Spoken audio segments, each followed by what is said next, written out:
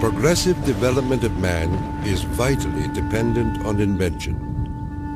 Its ultimate purpose is the complete mastery of mind over the material world, the harnessing of the forces of nature to human needs. Nikola Tesla, 1919.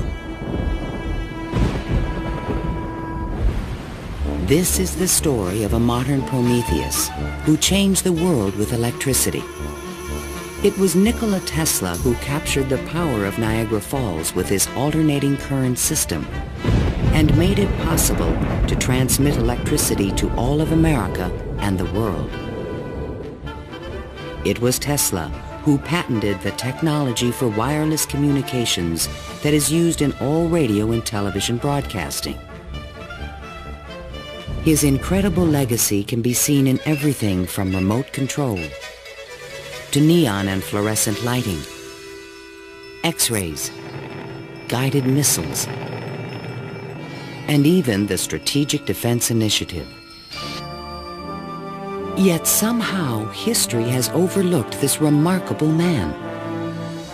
Tesla was indeed a genius of the first magnitudes. He was a technological visionary. He could envision great things and make them work. He was a foreigner, an immigrant who arrived in America with only his dreams.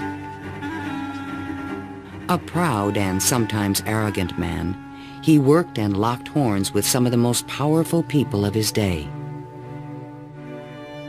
Thomas Edison, who resented his ideas. Guglielmo Marconi, who capitalized on his inventions. George Westinghouse, who created the Westinghouse Electric Company with Tesla's patents. And the great financier, J. Pierpont Morgan, who supported and then abandoned him. At the height of his career, Tesla was one of the most famous men in the world. His inventions helped America grow into a powerful industrial nation. His ideas created billion-dollar corporations. But Tesla was not a practical man. Always driven toward the next great breakthrough, he failed to protect his commercial interests. In the end, others made fortunes with his inventions, and he wound up penniless and rejected. Money does not mean to me what it does to other men. All my money has been invested in inventions to make man's life a little easier. He was a visionary genius. There aren't many of them. And he was willing to give his life to his visions. We have to evolve means for obtaining energy from stores which are forever inexhaustible. What I intend to show you now, step by step, is how I finally reached my dream.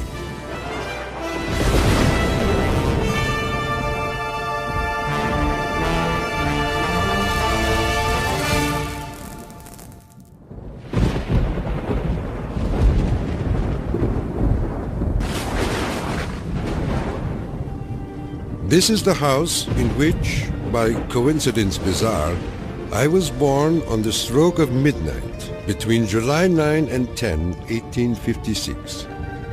A fierce electrical storm raged that night. Nikola Tesla was born of Serbian parents on the eastern edge of the Austro-Hungarian Empire, in what is today Croatia. His father, Milutin, was an Orthodox priest who expected his son to follow him in the clergy. There were only two choices for children in those days, one being to go in the army and the other being to become a priest. Tesla was not attracted by either of them, which was very distressing to his father. My father was a very erudite man. The training he gave me comprised of guessing one another's thoughts and repeating long passages of verse. My mother descended from one of the oldest Serbian families in the country. She invented and constructed all kinds of tools and devices and wove the finest designs from thread. Her fingers were nimble enough to tie 3 knots in an eyelash. Early on, Tesla began to demonstrate an extraordinary imagination. In my boyhood, I suffered from a peculiar affliction due to the appearance of images, often accompanied by strong flashes of light. I was quite unable to distinguish whether what I saw was tangible or not. To give an example, I was fascinated by a description of Niagara, and I pictured in my imagination a big wheel run by the falls.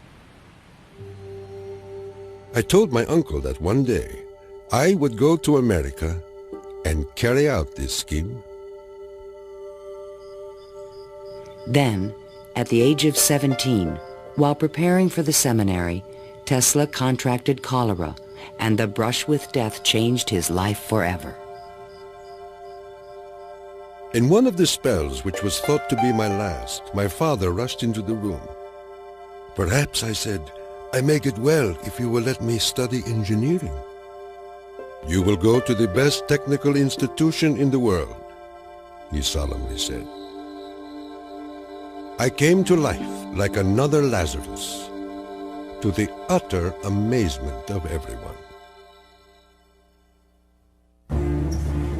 In 1877, at the age of 21, I traveled to Graz, Austria to begin my college education. Here, I quickly became obsessed with the science of electricity. I wanted to know more of this wonderful force. Every spark produced 1,000 echoes in my brain. In 1831, in England, Michael Faraday had discovered the principle of electromagnetic induction, which made it possible to generate electricity. Faraday discovered that if you have an electric circuit in a changing magnetic field, it would induce an electric current to run in the wire. So this was the invention of the method of inducing, of creating oscillating or AC electric currents. And it was that invention that Tesla later harnessed into the electrical system that drives our civilization. Early electric motors operated on direct current electricity, but required a system of sparking connections to induce a rotary effect in the machine. I remarked to my professor that the design of generators and motors could be greatly improved by using currents that alternated. He embarrassed me greatly in front of my classmates, saying, "Mr. Tesla will never accomplish this. It is a perpetual motion scheme." Meanwhile, in America, Thomas Alva Edison had begun to experiment with vacuum tubes, producing the first commercial incandescent light bulb in 1878. Edison and Tesla would soon cross paths in a gargantuan technological struggle between direct and alternating current electricity. In 1880, Tesla moved to Budapest, where he found employment with the Central Telegraph Office. Here, his idea for an AC motor began to haunt him. In my room, I could hear the ticking of a watch with 3 rooms between me and the timepiece. A carriage passing at a distance of a few miles fairly shook my whole body. The whistle of a distant locomotive vibrated so strongly in my ears that the pain was unbearable.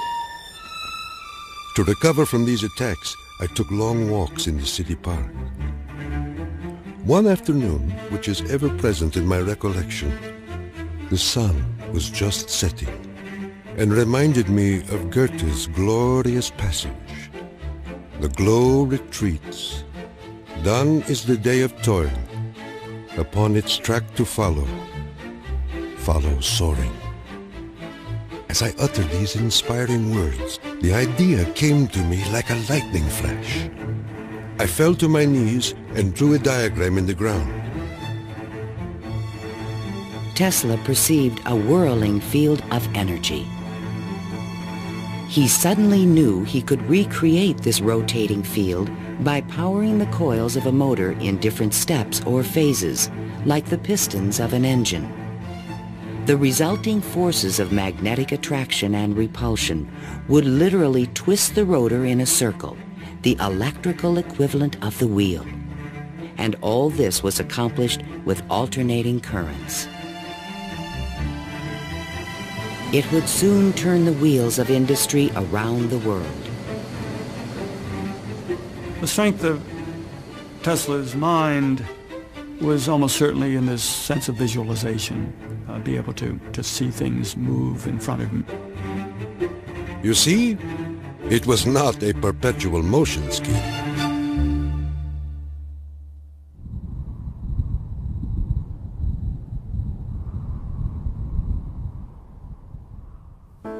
It had been the height of my ambition and my most ardent wish to see America and come in contact with the great Thomas Edison. Accordingly, I undertook the voyage, and after losing my money and tickets and passing through a series of mishaps, including a mutiny in which I almost lost my life, I landed on these blessed shores with 4 cents in my pocket. Tesla arrived in New York on June 6, 1884. A 28-year-old immigrant, he was filled with dreams of success in this strange new land. In his pocket, he carried a letter of recommendation from Charles Batchelor, one of Edison's associates in Europe. My dear Edison, I know 2 great men, and you are one of them. The other is this young man. Tesla came to America because he had tried to get his alternating current motor produced in Germany, and I believe in France as well, without any success. And he realized that there was probably only one person in the world who could help him with it, and that was Thomas Edison. New York had had electricity since the late 1870s. Edison installed his first DC power station on Pearl Street, near the financial district, in 1882. He did this with help from the great Wall Street financier J. Pierpont Morgan. But the system was far from perfect. Electricity was a very new thing. Most people didn't understand what it was all about. They were very afraid of it. There were fires breaking out. The horses on the streets would get shocks through their shoes and run away. So it was a very exciting time for Edison. I was thrilled to the marrow meeting Edison. This great man had revolutionized the world with his incandescent lamp. And I was burning to show him my motor that ran on alternating currents. Edison had built his business on the direct current system, and any talk of alternating currents was an aggravation to him. The problem with direct current is that you can't change the voltage. What you generate, that's what you get. And if you generated the power at too high a voltage, you would blow out lamps at the other end. If you generated the proper power for the lamps and you want to go any great distance, then you need copper wire that's as thick as your arm. And the Edison people said, well, that's all right. We'll just have a power station every mile or so. DC was sufficient to power lights and run motors, but it could not be transmitted efficiently over long distances. By raising and lowering the voltage, AC could solve the problem of distance, but a working AC motor did not exist. In spite of their differences, Edison hired Tesla to improve the performance of his DC generators. Tesla said he was promised $50,000 if he was successful. The offer seemed too good to be true. I entered the Edison Machine Works, where I undertook the design of DC dynamos and motors. My regular hours were from 10:30 a.m. till 5 a.m. the next day. When I completed the task, I went to Edison for payment, and he laughed. Edison was very amused by this. Said, "You just don't understand our American sense of humor, Mr. Tesla."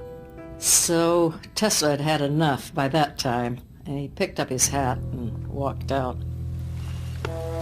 Tesla paid dearly for his pride. I lived through a year of bitter tears and hard labor, digging ditches for Edison's underground cables.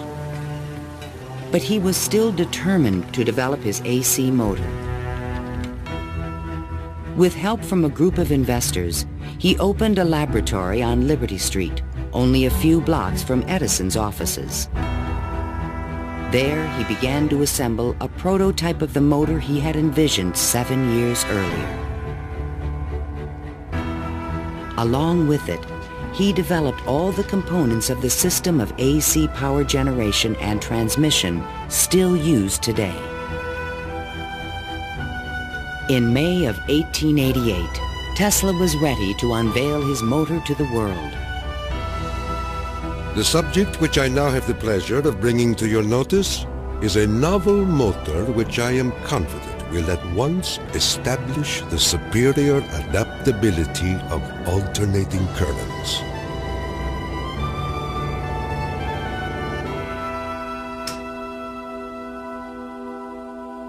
Over the next 5 years, 22 U.S. patents were awarded to Nikola Tesla for AC motors, generators, transformers, and transmission lines, the most valuable patents since the invention of the telephone.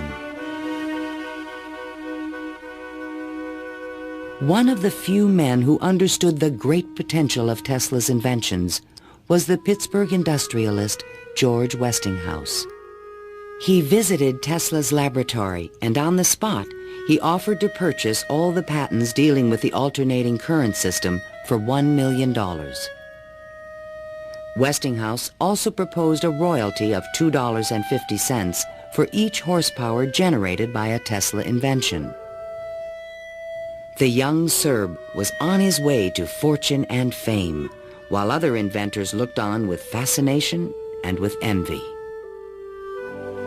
In all my troubles, I did not neglect to become a real American citizen, making me a proud and happy man.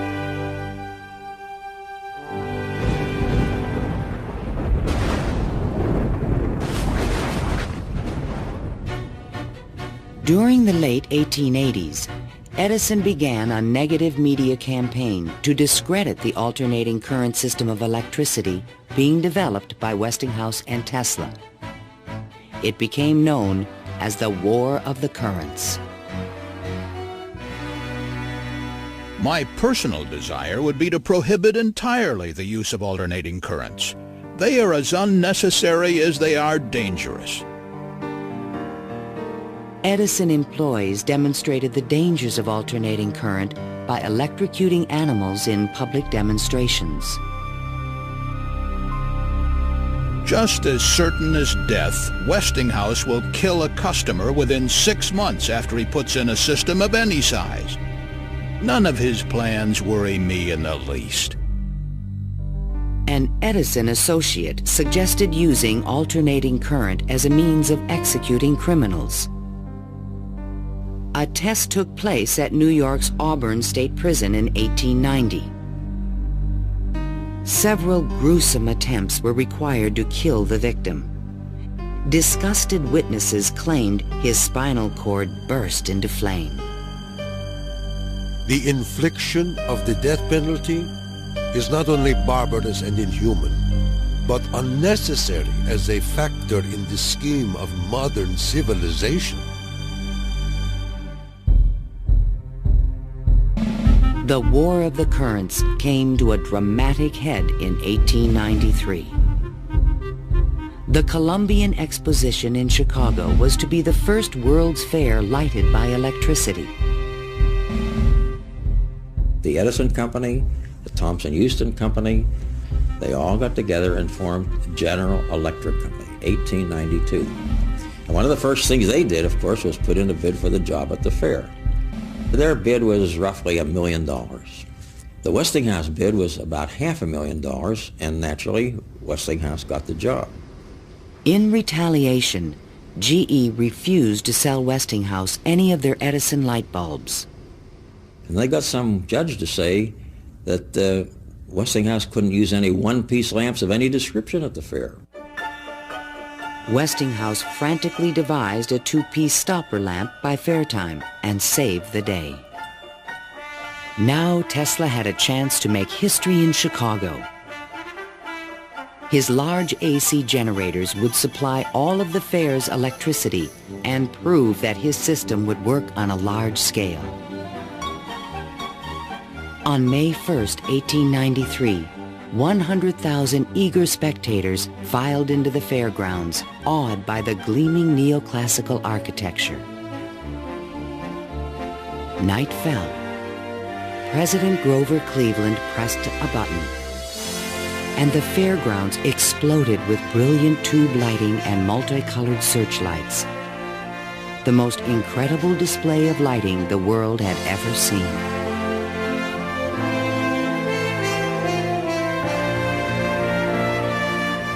In the great hall of electricity, the public could see that the Tesla-Westinghouse system made it all possible. To overcome the impression that AC was dangerous, Tesla put on remarkable demonstrations. He created a device called the Egg of Columbus to show the rotating magnetic field created by his AC motor.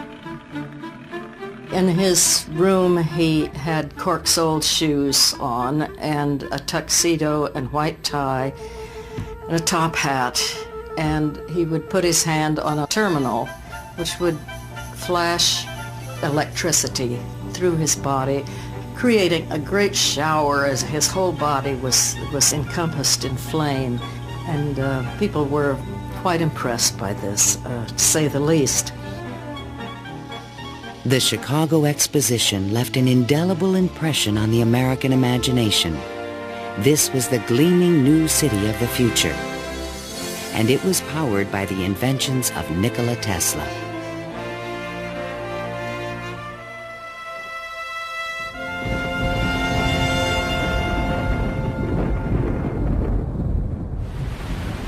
Since childhood, Tesla had dreamed of harnessing the power of the great natural wonder called Niagara Falls. The famous British physicist Lord Kelvin was now head of an international commission to find a way to use the fall's power. He had sent a cable to all the other members of his commission, and it said, "Trust you avoid the gigantic mistake of alternating current." But all this dramatically changed when Lord Kelvin attended the Chicago Exposition and saw the AC system in operation. A contract was immediately awarded to Westinghouse Electric to power the mighty cataract with AC. The technical challenge was daunting. The Niagara plan called for 3 5,000 horsepower alternators, the largest generators ever made. Tesla and Westinghouse engineers had heated disagreements about the operating frequency. Even when the system was finally installed, Tesla was the only person who was certain it would operate. The technical details have been completely worked out. All that now remains is for the switch to be thrown. In 1896, the system went online and the electrical age began. The waters of the upper Niagara turned enormous water turbines connected by shafts to the massive 5,000 horsepower generators. The current from the generators was stepped up with transformers to 22,000 volts and sent out over long-distance lines, then stepped back down to light municipalities and power motors of Tesla's design. The Niagara Falls Gazette proclaimed, "This morning, the streetcars of this city are moving by Falls power, Hereafter, the Falls must work to earn their living. Imagine my surprise when 30 years later I saw my boyhood plan carried out at Niagara and wondered at the unfathomable mystery of the mind.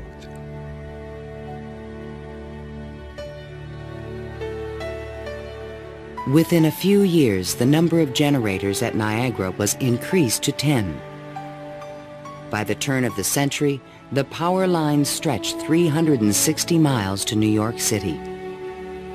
The War of the Currents was over, and Tesla was the winner. By the time Tesla effectively arrives on the scene with his motor, Edison is out of the business. He's basically written out of his own company. This was something Edison would not soon forget. In spite of the success of AC, Westinghouse had overextended his company's resources, leading to severe financial difficulties. In order to save the company, Tesla said that he tore up his royalty contract for $2.50 per horsepower generated. Today, this agreement would be worth trillions. Had the inventor been tricked again? This is something that we've never found any record of in the Westinghouse annals. We do have something which is a memorandum of agreement about that, but it was never signed. But Tesla was ready to move on. I had already perceived enough to get the idea that energy could be transmitted and received without connecting wires in between. He was convinced his next invention would make him a millionaire once more.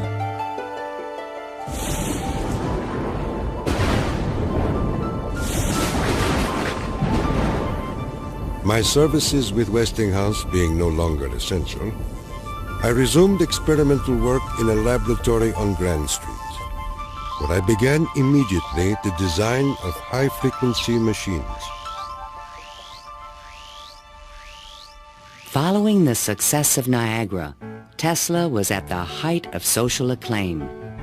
Everyone wanted to know more of this mysterious foreigner who was transforming the world with his electrical inventions. So far as personal appearance goes, no one can look upon him without feeling his force. His cheekbones are high and prominent, the mark of the Slav. His eyes are blue, deeply set, and they burn like balls of fire. Franklin Chester, the Citizen. Why was he so well known and so popular? It's because the technological advances that he made were so directly related to the relief of the drudgery that people had to endure in their work lives. They could see what he did helped them personally. Every evening, Tesla showed up at Delmonico's, the most expensive restaurant in town, to be shown to his special table. He is fanatical about his dress, usually sporting a fine waistcoat, white leather gloves, and a derby hat on his head. He is meticulous about his health and drinks a glass of whiskey a day, saying it will increase his life expectancy to 150 years of age. Tesla hobnobbed with the leading politicians, millionaires, and celebrities of the era. This was the best way for independent inventors to find support for their projects. His friends were the New York elite, John Jacob Astor, William K. Vanderbilt, and the writer Mark Twain. I have just seen the drawings and description of an electrical machine lately patented by Mr. Tesla, which will revolutionize the whole electric business of the world. One of Tesla's closest friends was Robert Underwood Johnson, editor of the prestigious Century magazine. Johnson's wife was deeply in love with Tesla. My dear Nicky, do leave aside the millionaires and Fifth Avenue for some simple pleasures, from one distinguished only by a great weakness. Katherine Johnson. In fact, the world-famous inventor was also New York's most intriguing bachelor. The fact that he never married, I think, had almost nothing to do with his interest in women. It appeared that he was always very interested and was attractive to women. Many women sought his attention. The beautiful and wealthy socialite Flora Dodge, and even the famous French actress Sarah Bernhardt. But in spite of his charisma, Tesla was only interested in his inventions. He had so many phobias that he couldn't have had close relationships with women. He didn't like most of the jewelry that they wore or the perfume, and he couldn't bear to touch hair.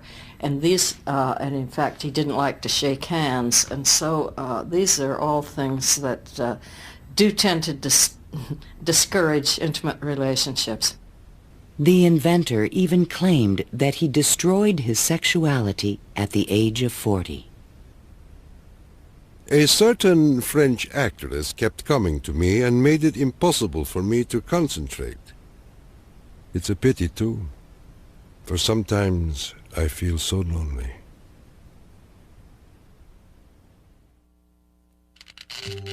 Throughout the 1890s, alongside his work on AC power technology, Tesla was also experimenting with high-frequency electricity.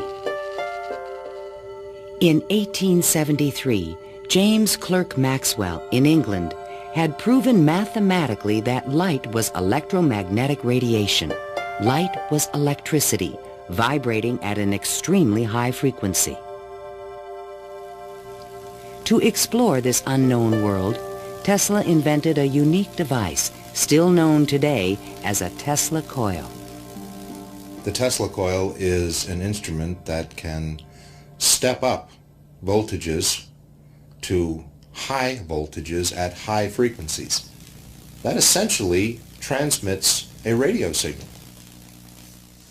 Tesla invited friends and potential investors to late-night demonstrations in his laboratory. In experiments, he would permit his guests to pass thousands of volts of electricity through their bodies to light a lamp or melt a wire in their hands. Mark Twain was always a willing subject. Thunder is good. Thunder is impressive. But it is lightning that does the work. Even today, it would be a little bit scary to go into Tesla's laboratory, and in those days when people didn't know anything about electricity, it must have been terrifying. With high frequencies, Tesla developed some of the first neon and fluorescent illumination. He also took the first X-ray photographs. But these discoveries quickly paled one day in 1890 when a vacuum tube illuminated in his hand without any wire connection.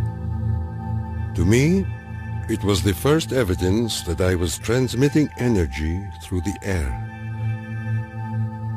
This was the beginning of Tesla's lifelong obsession, the wireless transmission of energy.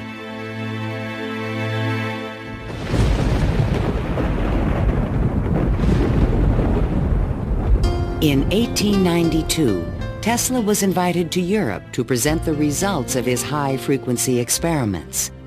In London and Paris, he amazed scientists and engineers with lighting and electrical effects that looked more like magic than science. He also announced a remarkable new possibility. I would say a few words on a thought which fills my mind and concerns the welfare of all. I mean the transmission of intelligence and even power without the use of wires. I am becoming more convinced daily of the practicality of this scheme. The race for radio was about to begin. In 1888, the German physicist Heinrich Hertz had demonstrated that currents of high frequency emit electromagnetic waves, or radio waves, into space. But creating a practical means of wireless communication would require a quantum leap in imagination. Hertz created the first radio transmitter and the first receiver. He had showed that you could create an electrical signal in one place and detect it in another place with nothing in between. While in England, Tesla befriended Sir William Crookes, the discoverer of radiant matter. Crookes was a mystic and believed that human beings could communicate telepathically when they were attuned to high-frequency brainwaves. Tesla was skeptical, but one night in his bed he had a powerful and disturbing vision. I saw a cloud carrying angelic figures, one of whom gradually assumed the features of my mother. In that instant, a certitude, which no words can express, came upon me that my mother had died. And that was true. Tesla was convinced that he and his mother were tuned to the same frequency. His otherworldly experience would soon lead him to another revolutionary invention. On his return to New York in 1893, Tesla banished himself from social life and disappeared into his new laboratory on South Fifth Avenue. Following his uncanny intuition, he soon discovered that Tesla coils would transmit and receive powerful radio signals when they were tuned to resonate at the same frequency. Tuning is the key to all radio and television transmission. In my laboratory, I could take in my hands a coil tuned to my body and collect 3/4 horsepower anywhere in the room without any tangible connection. Sometimes I would produce flames shooting out from my head and run a motor in my hands, or light 6 or 8 lamps. By early 1895, Tesla was ready to transmit a signal 50 miles to West Point, New York. He could now produce 1 million volts with his new conical coil. But that year, on the Ides of March, disaster struck. Fire broke out in the building which housed Tesla's laboratory. Everything was lost. Utterly disheartened and broken in spirit, Nikola Tesla, one of the world's greatest electricians, returned to his room in the Gerlach yesterday morning and took to his bed. He has not arisen since. I was devastated. What could I say? The work of a lifetime lost in a fire that lasted only an hour or so. The timing could not have been worse. In England, a young Italian experimenter named Guglielmo Marconi had been hard at work and created a device for wireless telegraphy. Concerned that Marconi would exploit his ideas, Tesla opened a new laboratory and rushed to complete his own system for wireless communication. This patent, filed by Tesla in September 1897, is the fundamental technology for radio. But it would be 50 years before Tesla got credit for his invention. Various people in various different countries had the idea of exploiting this as a means of communication. But I think Tesla was the one with the real vision, in which you would broadcast signals on a definite carrier frequency, and then you would have a series of antennas that were sensitive to one frequency only, tuned to a certain frequency, and would detect just one of these signals and make it an intelligible transmission. And once again, his vision describes the world that we live in.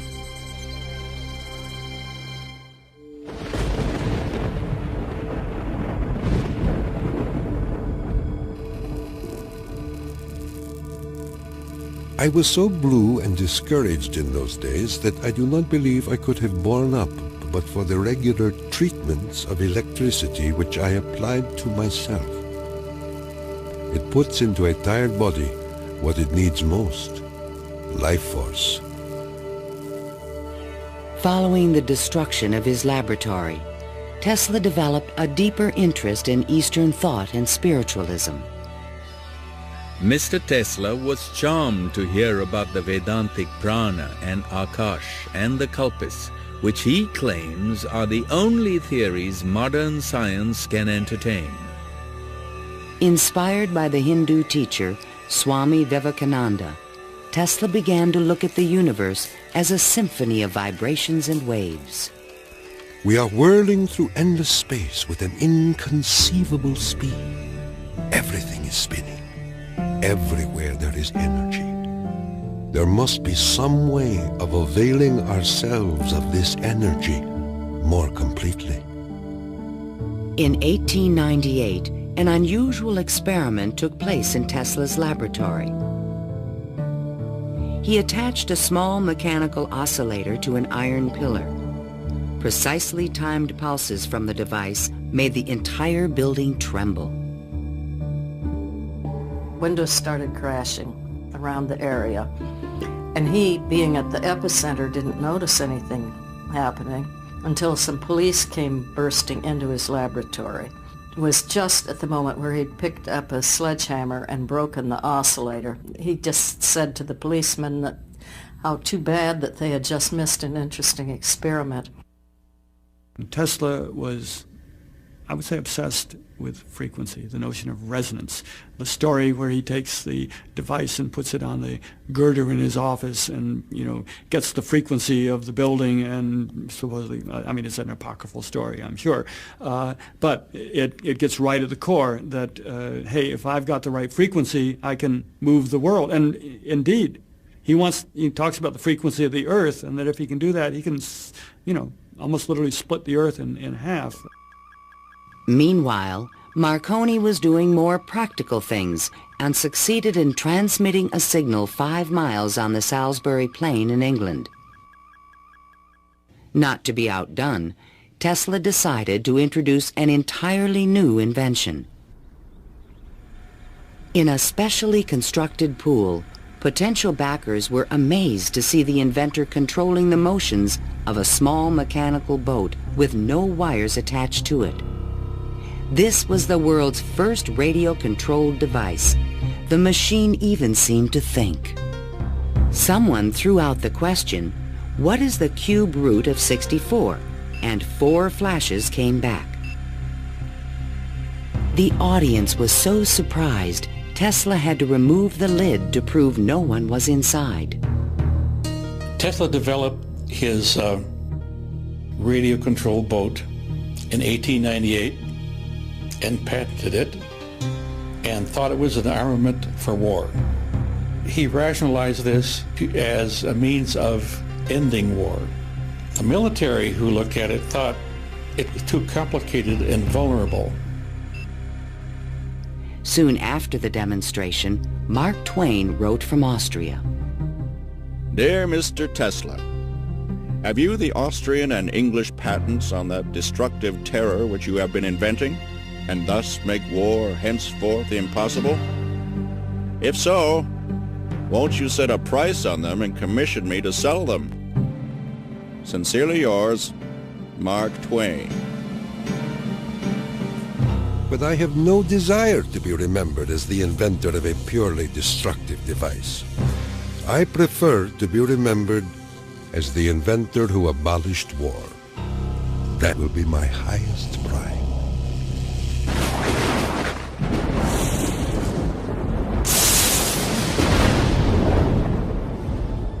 In the summer of 1899, Tesla moved to Colorado Springs, Colorado, to conduct a series of secret experiments.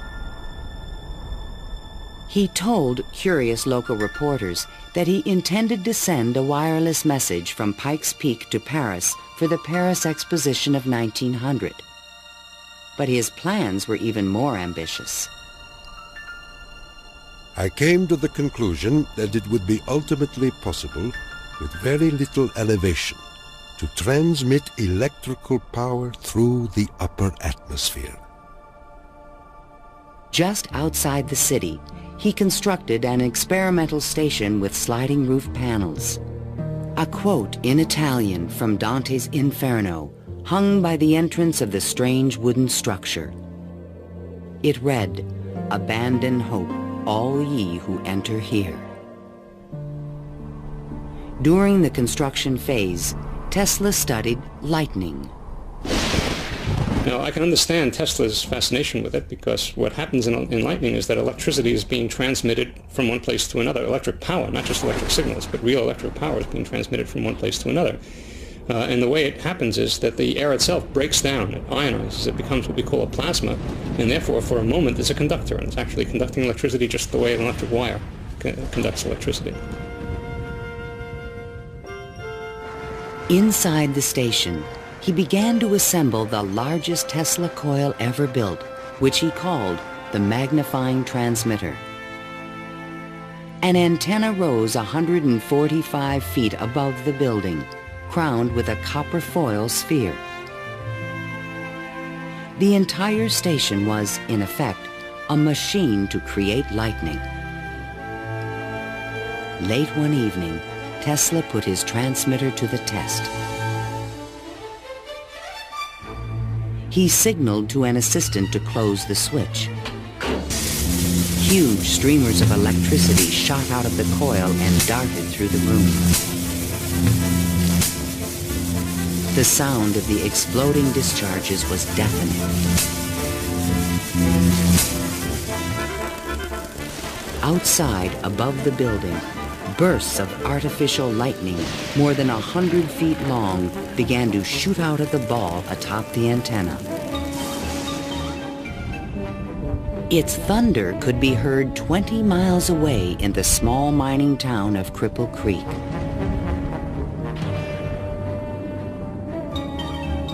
Suddenly, the lightning stopped, and the entire city of Colorado Springs was plunged into darkness. The experiment had set fire to and destroyed the local power company's generator. Residents were furious and began to fear this mysterious stranger. Undaunted, Tesla continued his wireless power experiments for 6 more months. Late one night, an unusual event took place. Tesla noticed a repeating signal being received by his apparatus. To his own amazement, he believed it was an extraterrestrial communication.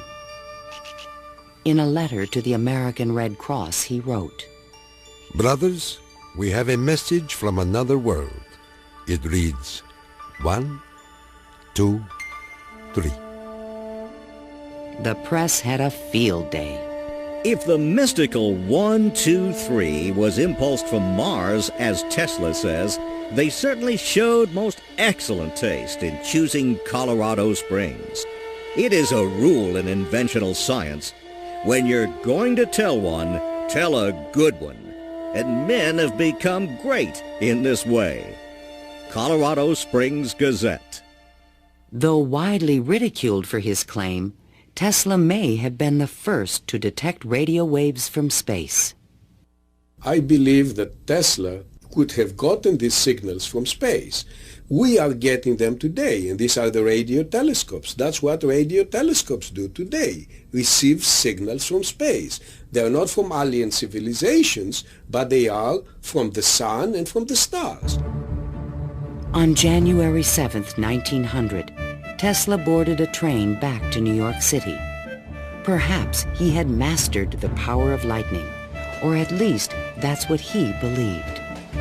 The law which I discovered in Colorado is wonderful, and it means that results undreamed of before will be possible as soon as a large plant is constructed in accordance with my plan. See the excitement coming.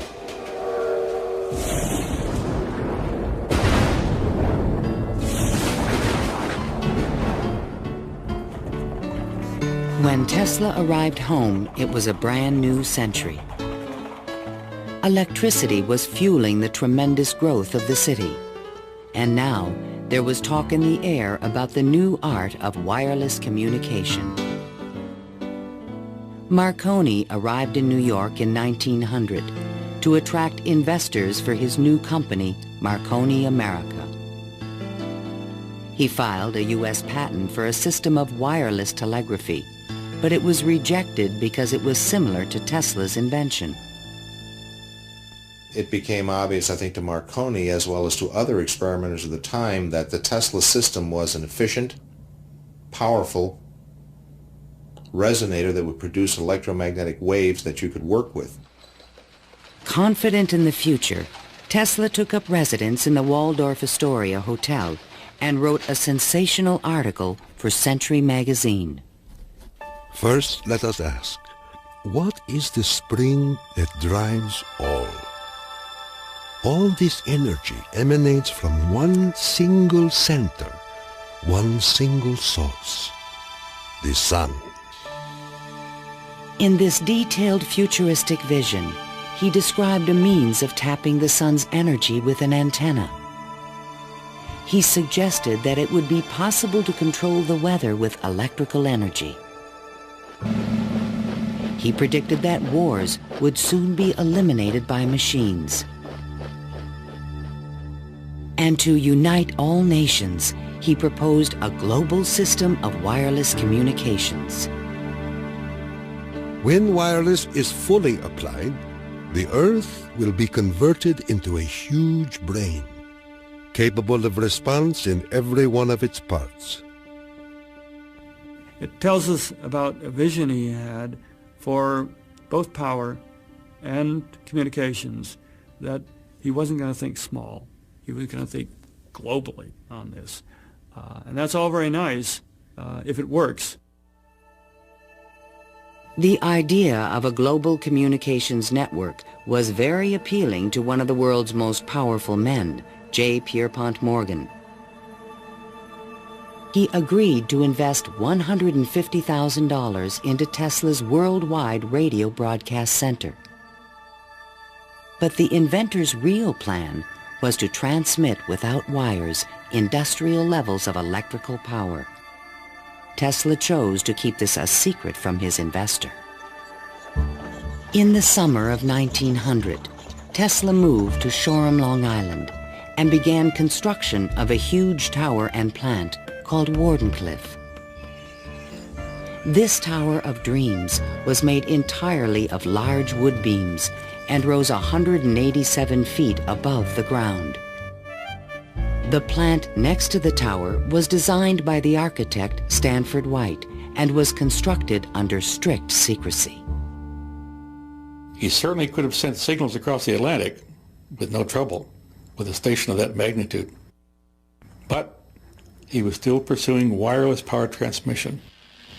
The tower would light up at night, shooting sparks, making noises. Such experiments, they alarmed the whole area. Then, on December 8, 1901, Marconi took another step forward and transmitted his famous letter S across the Atlantic. Tesla dismissed the Italian's advances. Marconi is a good fellow. Let him continue. He is using 17 of my patents. The simple fact about Marconi is that he used Tesla's system to transmit signals and claimed that these were ideas that he had developed himself. Morgan began to doubt the wisdom of his investment. Marconi's system not only worked, it was also inexpensive. And technical problems were beginning to catch up with Tesla. He went back to Morgan again, asked for more money. Morgan says, "Where's the radio transmissions across the Atlantic? How's that coming along?" Well, it wasn't coming along. Tesla was forced to tell Morgan his real plan. What I contemplate and what I can certainly accomplish, Mr. Morgan, is not a simple transmission of messages, but rather the worldwide transmission of electrical power. A single plant of but 100 horsepower can operate hundreds of millions of instruments. But Morgan was a practical businessman and had already decided to back Marconi.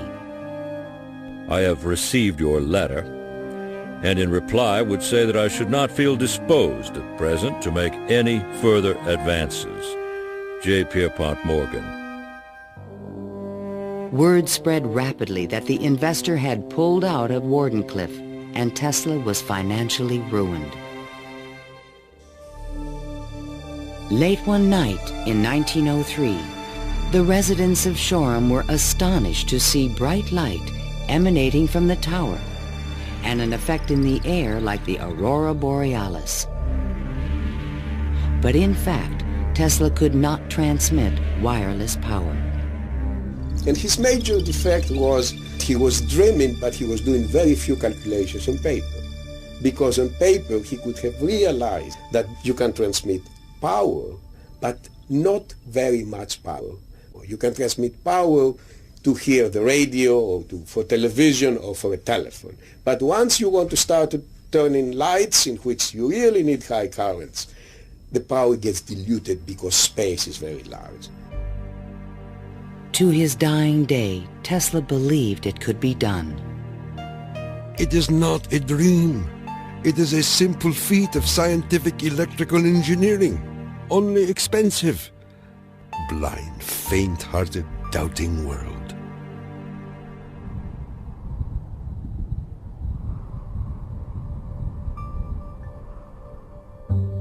Wardenclyffe marked a turning point in Tesla's career. Like a modern Prometheus, he had reached too high and failed. In 1904, the U.S. Patent Office suddenly reversed its previous decisions and gave Marconi a patent for radio. 1 year later, Tesla's fundamental AC patents expired. Now the inventions that powered the world could be used by anyone free of charge. The public didn't realize that he had made this invention that had made billionaires out of corporations, and that he himself was broke. With no money to carry on his work, Tesla began to sink into an isolated world. He was totally disinterested in business.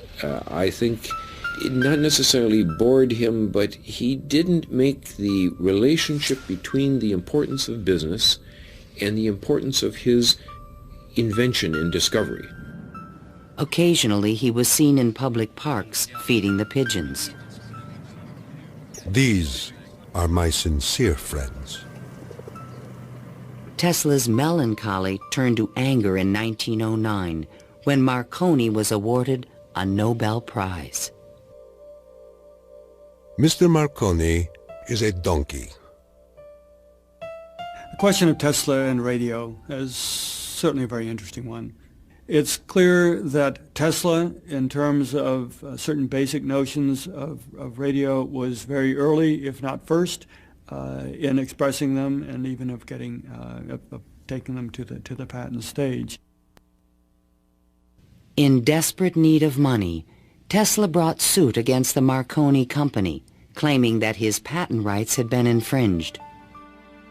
But he lacked the resources to wage a legal battle with a large corporation, and ultimately gave up. Marconi had received the Nobel Prize for work that Tesla correctly believed to be his own. I suppose everything is fair in wireless as in warfare. In 1915, the Nobel Prize entered Tesla's life once again. The Swedish government has decided to distribute the Nobel Prizes next week as follows. Physics, Thomas A. Edison and Nikola Tesla. Even Tesla was surprised by the front-page announcement in the New York Times. I have concluded the honor conferred upon me concerns the transmission of electrical energy without wires.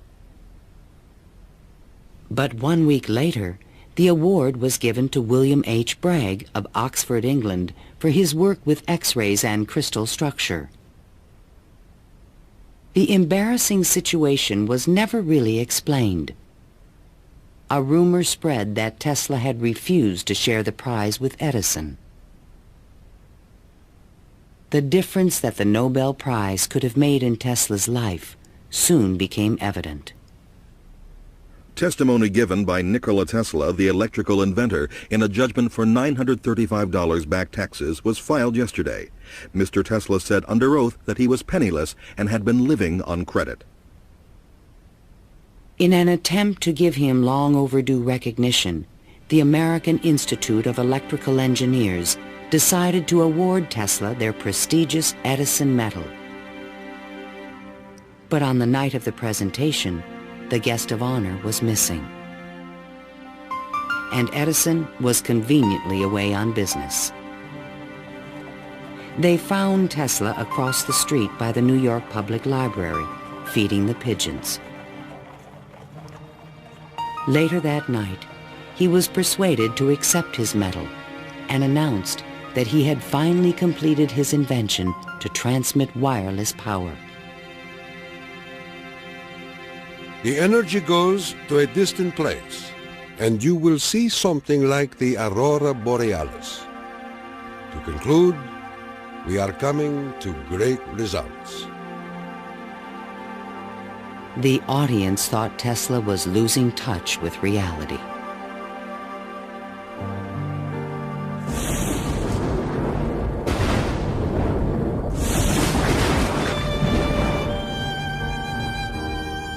I refuse to accord to some small-minded and jealous individuals the satisfaction of having thwarted my efforts. These men are nothing more to me than microbes of a nasty disease. Well, by that time, you know, Tesla had ceased to have any financial means. He was virtually dependent on being helped by hotels and people that he knew. He began to bring injured birds back to his hotel room to nurse them. He had more companionship with pigeons in that time of his life than with human beings. Working as a consulting engineer, Tesla managed to maintain a small office and laboratory in the Metropolitan Tower. To change his thoughts, he frequently attended movies in Times Square. Here he could see his futuristic ideas appearing on the screen. But his ideas were only accepted in science fiction movies and magazines. In 1924, there was a news report that while at Colorado Springs, Tesla had invented a death ray machine that shot bolts of lightning. The inventor was strangely quiet on the topic. Meanwhile, a new scientific star, Albert Einstein, had captured the world's attention with his theory of relativity. Tesla continuously attacked the validity of Einstein's work. Scientists today wander through equation after equation that have no relation to reality. If we were to release the energy of atoms, instead of a blessing, it might bring disaster to mankind. But no one took him seriously. I think that every generation of scientists feels that the new ideas that come along that replace their own ideas represent a loss rather than a gain. Tesla believed that Einstein was taking us intellectually in the wrong direction. Rejected by traditional science, Tesla's interests again turned to the esoteric. His intellect seemed to embrace a lot of different areas quite easily. What he lacked were the social skills. And that's an enormous shame because it interfered with his ability to use that genius, to be practical. Though nearly a recluse, he would occasionally attend dinner parties at the home of the German poet and mystic George Sylvester Viereck. And he always intrigued the guests. While we were in the midst of talking, an apparition seemed to come into the room. He walked so softly, and he struck us as almost an unearthly creature. And he talked of all sorts of, seemed to me at that time, unreal things, more in the nature of the psychic rather than scientific. Tesla wrote a strange poem called Fragments of Olympian Gossip and dedicated it to Virik. While listening on my cosmic phone, I caught words from Olympus blown. The latest tells of a cosmic gun. To be pelted is very poor fun. The meaning of the poem would soon be explained.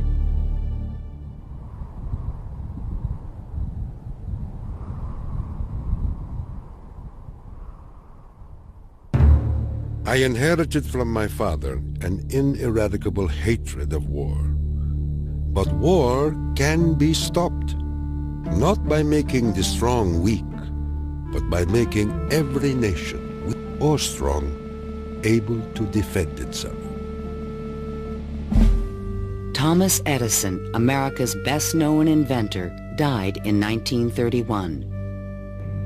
That same year, Tesla came back to life.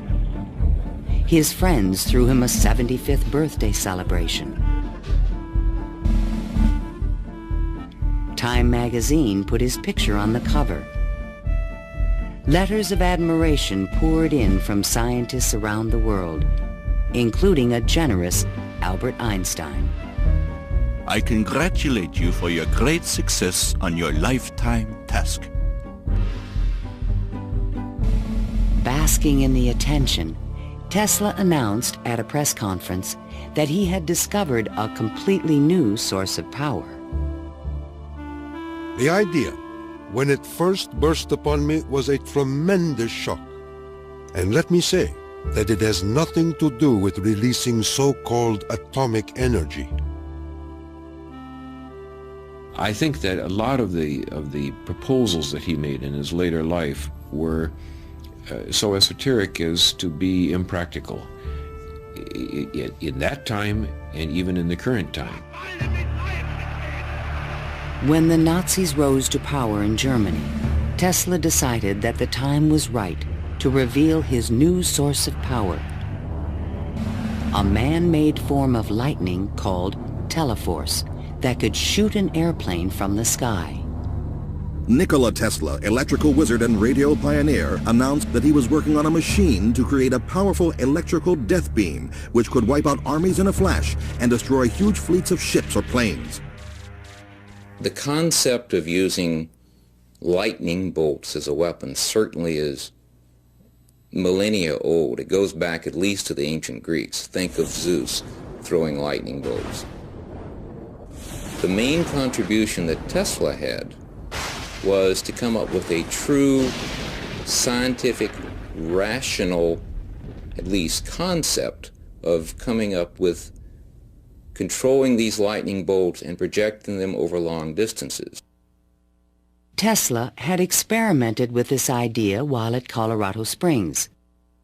Now he intended to build it on a large scale. His plan was to charge small particles of tungsten or mercury, then accelerate them with lightning force through a special gun with one end open to the atmosphere. Tesla's death beam stirred the public's imagination when it was featured in a Superman cartoon, the Electro-Euthanasia Ray. But the idea was more than science fiction. Tesla tried to sell this concept to various governments, England, the Soviet Union, and the United States, all Allied powers, and against Germany.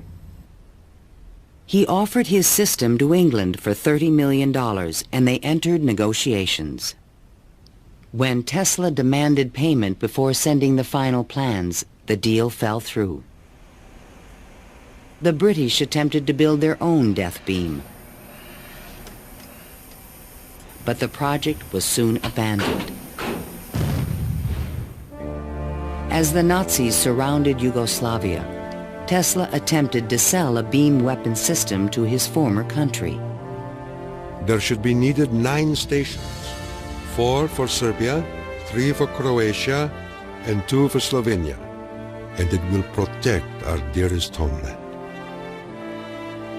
At this point, even Tesla's countrymen thought he was just a crazy old man. One day in 1937, Tesla started out from his hotel room to feed his pigeons. Suddenly, a few blocks from the hotel, he was hit by a taxi and thrown to the ground. 3 of his ribs were broken. He was 81 years old. Remembering what he did for their company, Westinghouse executives agreed to pay his room and board for the rest of his life. The inventor also received a small stipend from the Yugoslav government. During the Christmas season of 1942, Tesla's death was imminent. Again, he attempted to interest the United States in his beam weapon concept. At the recommendation of 2 government engineers, a meeting of high-level officials was scheduled at the White House for January 8, 1943, to consider his plans. But the meeting never took place. Nikola Tesla, inventor of the Tesla coil, the induction motor, and hundreds of other electrical devices, died last night in his suite at the Hotel New Yorker. On last Thursday night, here in our city of New York, a man who was 87 years of age died in his humble hotel room. On January 10, 1943, Mayor Fiorello LaGuardia of New York paid tribute to Tesla on the radio. He died in poverty, but he was one of the most useful and successful men who ever lived. Were we to eliminate from our industrial world the result of Tesla's work, the wheels of industry would cease to turn, and our electric trains and cars would stop. Our towns would be dark, our mills and factories dead and night. But Tesla is not dead. The important part of Tesla lives in his achievement, which is great and integral part of our civilization, of our daily lives, of our current war effort. Ironically, only 5 months after Tesla's death, the United States Supreme Court declared elements of the Marconi patent invalid. The decision confirmed Nikola Tesla's patent priority for the fundamental technology of radio.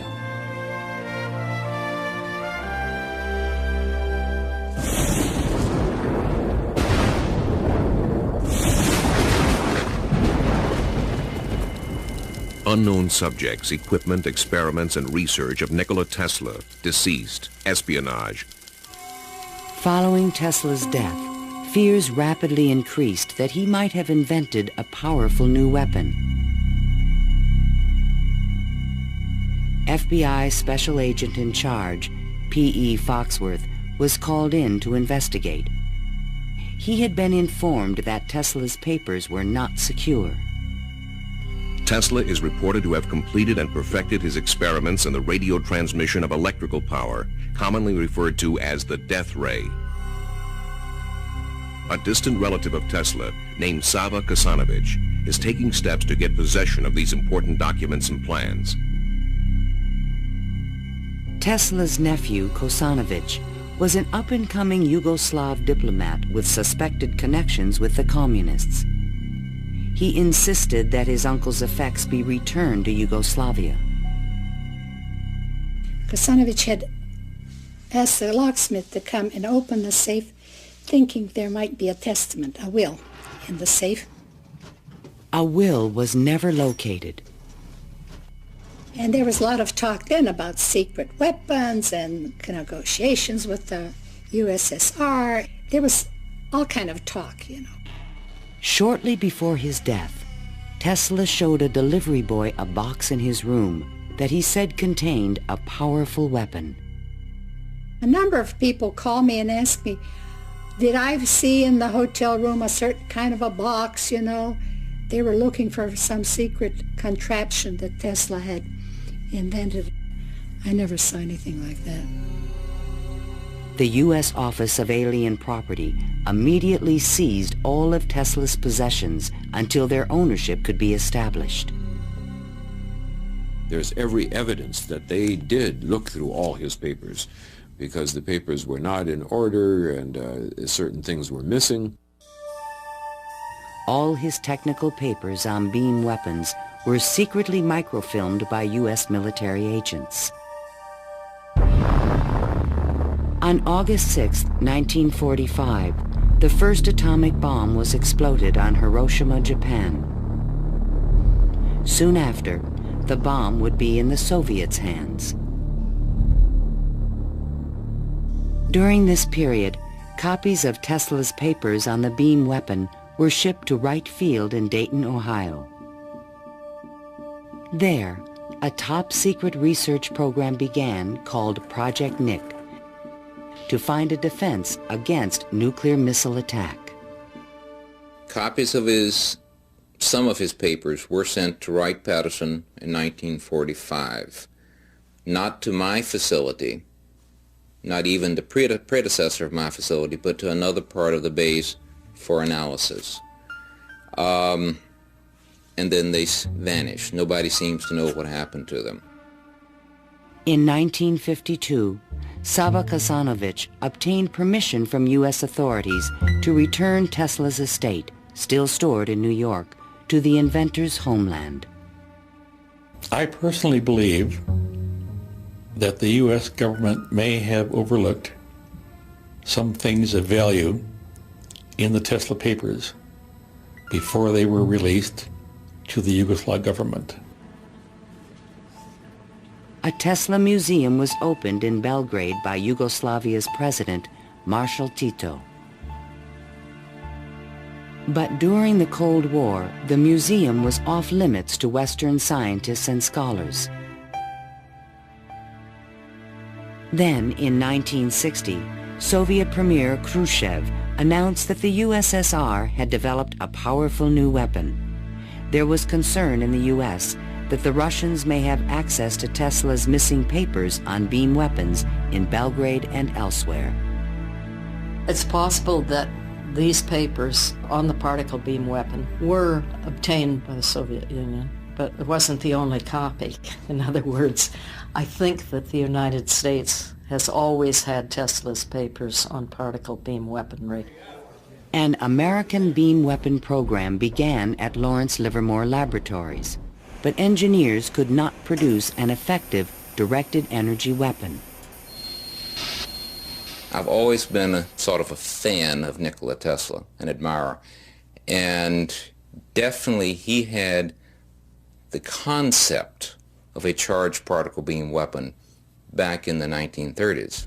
I haven't a clue, to be quite honest, how he meant to actually do it.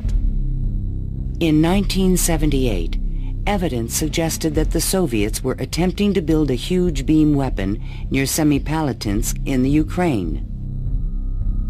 Soon after, President Ronald Reagan announced the Strategic Defense Initiative in March 1983. I call upon the scientific community in our country, those who gave us nuclear weapons, to turn their great talents now to the cause of mankind and world peace, to give us the means of rendering these nuclear weapons impotent and obsolete. Tesla's concept for a beam weapon defense shield was finally taken seriously by the United States to combat the destructive threat of atomic weapons. In spite of circumstantial evidence, there is no direct proof that Tesla's ideas or plans were used in the Strategic Defense Initiative. And even today, After decades of investment and research, scientists still disagree on whether beam weapons are realistic. Basically, let me just make a short statement. That's all I'm really at liberty to say, is that a considerable amount of effort has taken place in the United States and in a number of other countries trying to get these things up to a real weaponizable status. Let me stop at that point. No U.S. government archive has any record of Tesla's technical papers, which were copied immediately after his death. And what has become of Tesla's great dream to transmit electrical power without wires? This is the Navy and Air Force High Frequency Active Auroral Research Program, or HAARP, in Gakona, Alaska. The large antenna array is designed to beam high-energy microwaves into the ionosphere.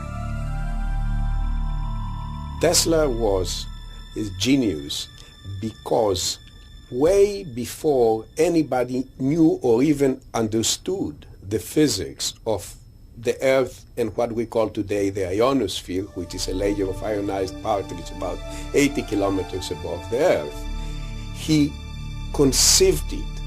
And he tried to use it to produce a variety of new concepts. The HAARP project evolved from a patent filed in 1987 in which Tesla's work is referenced. It proposed using the ionosphere like an enormous electrical circuit to transmit power around the planet. It even described a means of changing the weather by superheating portions of the upper atmosphere with microwave energy. Tesla proposed that it might be possible to modify the weather by using radio waves. I believe that this is impossible. Ionospheric modification is still in its early experimental stages, but microwave technology has already made it possible to transmit wireless power with the use of satellites. We go to Alaska, and in Alaska there is natural gas. In order to send it somewhere, you have to create a pipeline. That's very expensive. So we said, all right, let's go into Alaska, create microwaves from the natural gas, send them to a satellite at a particular geosynchronous orbit, put a reflector there, and send it to Japan. And in Japan now, you get the antenna, which transforms these microwaves into 60 hertz, and you get electricity. So you make essentially Tesla's dream. The scientific man does not aim at an immediate result. He does not expect that his advanced ideas will be readily taken up. His work is like that of the planter for the future. His duty is to lay the foundation for those who are to come and point the way. He was special. I mean, he was unique. He was unusual in all sorts of ways. And if we are to understand our own creativity, our own ability to invent, there's an awful lot to be learned by studying the way in which he created. The day when we shall know exactly what electricity is will chronicle an event probably greater, more important than any other recorded in the history of the human race. Then it will be a mere question of time when men will succeed in attaching their machinery to the very real work of nature. See the excitement coming.